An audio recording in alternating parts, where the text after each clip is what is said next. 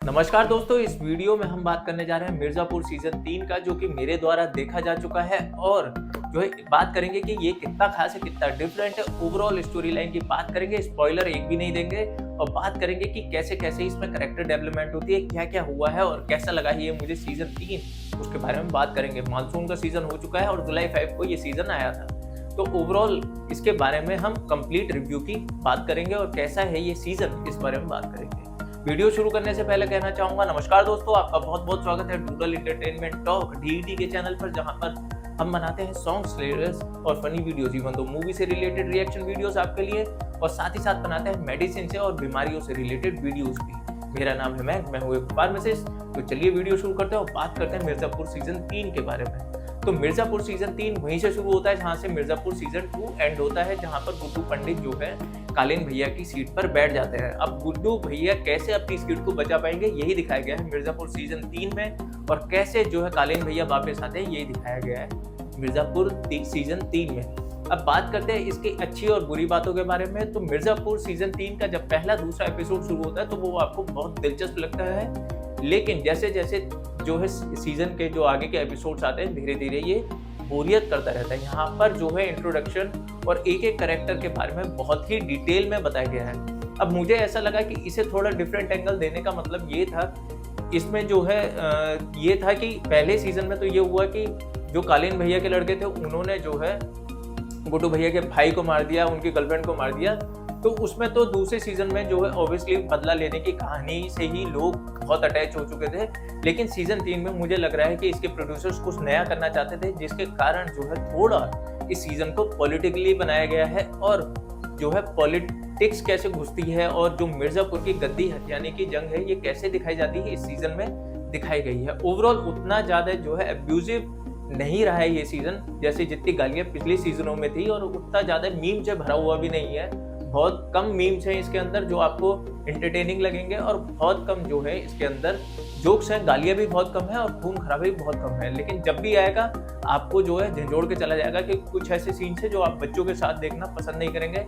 बिल्कुल जहाँ पर किसी लड़के की गर्दन काट दी गई है, वो सीन थोड़ा अलग लगता है, हटके। थोड़ा ब्लड सीन जितने भी डाले गए हैं वो बहुत अलग हटके डाले गए हैं। तो आपको जो है ये एक एडल्ट शो की तरह ही देखना पड़ेगा। बाकी जो ओवरऑल पूरा सीजन बनाया गया है वो पॉलिटिक्स के इर्द गिर्द बनाया गया है, कि जो मुन्ना भैया की वाइफ है वो पूरी तरह से पॉलिटिक्स खेल रही है इसके अंदर, और कैसे कैसे वो इनको सबको एलिमिनेट करती हैं, वो सब इसके अंदर दिखाया गया है। तो ओवरऑल सीजन थोड़ा बोरियत का लगता है। पहला और दूसरा एपिसोड थोड़ा ठीक है, बाकी सबके रोल्स जो है ठीक ठाक से, मुझे कुछ खास इंटरेस्टिंग नहीं लगे। मुझे जो देखना था ये सीजन की गुड्डू भैया के लिए देखना था कि वो कैसे अपनी सीट को जो है अपने पास रख पाएंगे, और कैसे कालीन भैया जो है मिर्जापुर पर आते हैं, वो भी मुझे देखना दिलचस्प लगता था। लेकिन ओवरऑल पूरे सीजन में 8वें एपिसोड तक इन दोनों को लाया, मतलब कालीन भैया को लाया ही नहीं गया है। तो जो है पॉलिटिक्स दिखाई गई है शरद की और उनकी मुन्ना की बीवी की,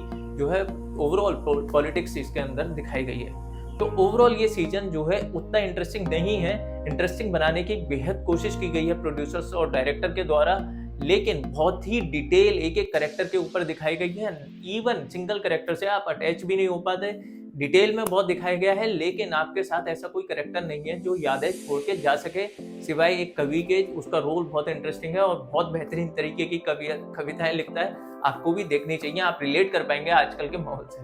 तो ओवरऑल जो है ये सीजन मेरे हिसाब से उतना दिलचस्प नहीं है, बहुत ज्यादा बोर करता है। इसकी थोड़ी जो है लेंथ शॉर्ट करनी चाहिए। 10 एपिसोड है 1-1 घंटे के, यानी 10 घंटे लगातार वॉच करना पड़ेगा, तब जाके आपको ये देखना पड़ेगा।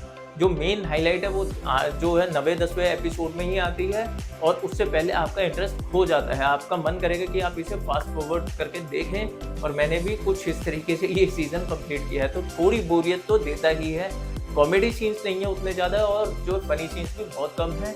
बहुत सीरियस जो है एक तरीके से वेब सीरीज बना दी गई है, और ओवरऑल ये वेब सीरीज का एंड भी उतना ज़्यादा इंटरेस्टिंग मुझे खास लगा नहीं है। क्योंकि इंटरेस्टिंग इसमें मैं डिटेल में आपको बता नहीं सकता कि कैसे इंटरेस्टिंग लगा है नहीं लगा है, क्योंकि स्पॉइलर हो जाएगा। लेकिन ओवरऑल इतना इंटरेस्टिंग मुझे इसका एंड लगा नहीं है। तो मुझे ये लगा है कि इसके मिर्ज़ापुर सीजन 3 में अगर इतनी ही एंडिंग जो दिखाई जानी थी उतनी ही दिखा चुके हैं, तो अगला सीजन बनाने की जरूरत नहीं है जब तक कि कोई परफेक्ट स्टोरी मिलती नहीं है। तो ओवरऑल मेरे हिसाब से ये सीजन एवरेज है। अगर हम इस साल के सीजन की बात करें कि कौन कौन सी वेब सीरीज अच्छी रही, तो पंचायत 3 भी थोड़ी डिफरेंट बनाई गई थी, लेकिन डाइजेस्टिव थी, यानी डाइजेशन करने में आसानी रही।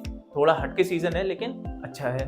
और जो सबसे मेरा फेवरेट रहा वो टीवीएफ का कोटा सीजन 3 अच्छा रहा, कोटा फैक्ट्री सीजन 3, और ये मेरा पर्सनल फेवरेट रहा। अब बात करें इसकी आपने मिर्जापुर सीजन 3 की, तो ये एक तरीके से एवरेज वेब सीरीज है। लेंथ छोटी कर सकते थे तो इंटरेस्टिंग हो सकती थी।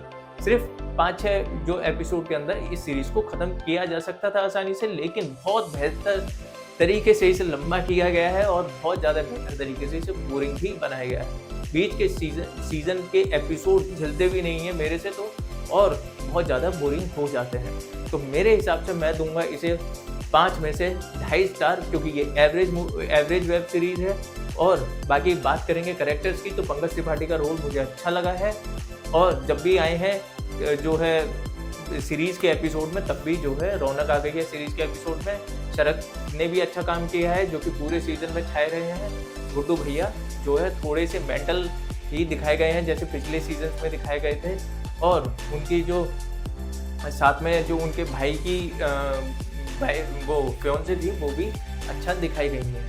ओवरऑल शरद का कैरेक्टर बहुत बेहतरीन दिखाया गया है, और मुन्ना भैया की बीवी का कैरेक्टर बहुत डिटेल में दिखाया गया है कि कैसे वो पॉलिटिक्स खेलती है। तो ओवरऑल ये सीजन एक तरीके से एवरेज सीजन ही है।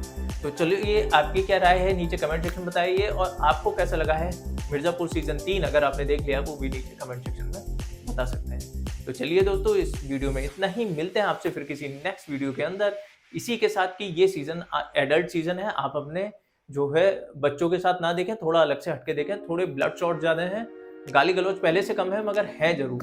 तो चलिए, इस वीडियो में इतना ही। नमस्कार।